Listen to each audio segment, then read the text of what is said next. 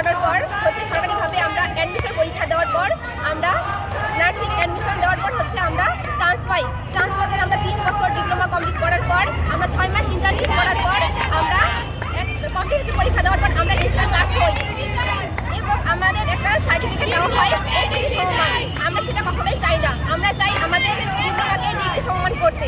আমরা এখানে দাঁড়িয়েছি সবাই আমাদের ডিপ্লোমা কোর্সকে ডিগ্রি করার জন্য। কালকে আমাদের বড় ভাই বোনেরা ডিজিএলএমএ শান্তিপূর্ণভাবে এই ডিপ্লোমা কোর্সকে ডিগ্রি করার জন্য শান্তিপূর্ণভাবে আন্দোলনে নেমেছিল, কিন্তু তাদের উপর অত্যাচার করা হয় এবং তাদের রক্ত ঝরানো হয়। এই বিষয়ে আমরা বিচার চাই।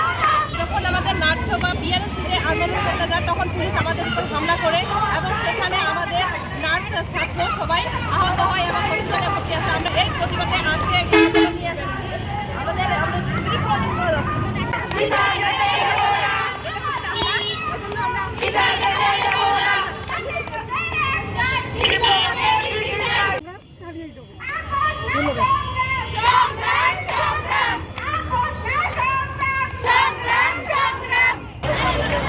গতকাল আমাদের নার্সিংয়ের শিক্ষার্থীদের উপর বিএনএমসিতে হামলার প্রতিবাদে আমাদের আজকে আন্দোলন।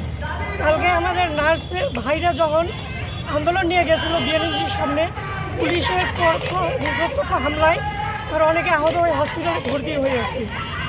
এদের এই হামলার প্রতিবাদে এবং রেজিস্ট্রেশনের পদত্যাগে আমাদের এই আন্দোলন।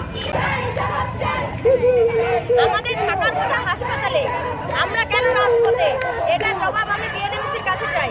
বিএনএমসি এটা জবাব চাই আমরা।